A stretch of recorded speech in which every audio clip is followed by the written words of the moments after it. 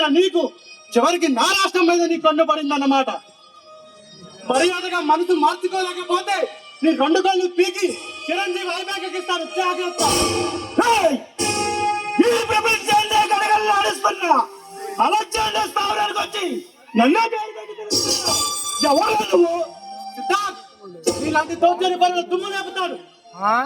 మరోసారి ఆ కైలాసగాన్ని నా స్టూడెంట్స్ మీదకి పంపితే ఎన్నో వాడిని అడ్డంగా జరిగి ఆ కాలేజీ గారికి వేలాడిస్తారని చెప్పడానికి వచ్చాను.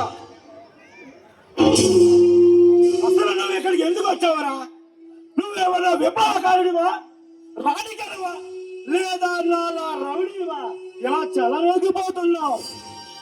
నిన్ను తీర్చి చందనానికి వచ్చిన చలరేగేసి మాని, ఇలాంటి గుండాల గుండెల్ని తీర్చడానికి వచ్చిన శ్రీమతి మానిరా. నీలో నన్ను ఎదిరించిన ఎందరో అంతమంది ఆ రక్తాన్ని విసిగిలో కలిపి తాగిన వాడిని ఆటలు నువ్వెదురా. నా సర్వీస్ లో చాలా మందిని చూసా, చాలా మందిని చూసావు, కానీ ఈ సిద్ధార్థని చూడలేదుగా.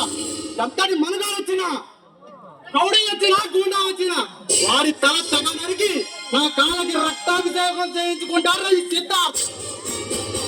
నీలో నాకెదురు తిరిగిన వాళ్ళని అంతమంది ఇస్తే ఈ ఆలయంలో ఈ అలెగ్జాండర్ పేరు చెప్తే అందరికీ అవన్నీ నీకు చావు దగ్గర పడింది. అందుకే నా దగ్గరికి వచ్చినావు. నిన్ను నిలువులో నరకక ముందే ఇక్కడి నుండి వెళ్ళిపో, బ్రతికిపోతావు. నీ చేతిలో తెచ్చిపోవడానికి నేను కోడి పిల్లని కాదు, మేక పిల్లని కాదురా. రత్న గర్భం లాంటి నా దేశాన్ని ఇలాంటి దేశద్రోహులు తీర్చడానికి ప్రయత్నం చేస్తున్నారు. ఇక నుంచి మీ అందరి ఆటలు కట్టిస్తా. భరత మాత ముందు బిడ్డల భారతం చెప్తే వినేవాడు ఎవడు లేడు ఇక్కడ. అడ్డంగా నరిగి ఈ సమాధానానికి వేలాడి మరి నీతో చేతులు కలిపి నన్ను లీడర్ చేసిన నా స్టూడెంట్స్ ని మోసం చేయను.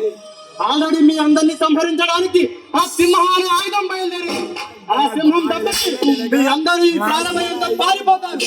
ఇదే నా హెచ్చరిక. వస్తా, ఒకేసారి కాల్చి చెప్తా.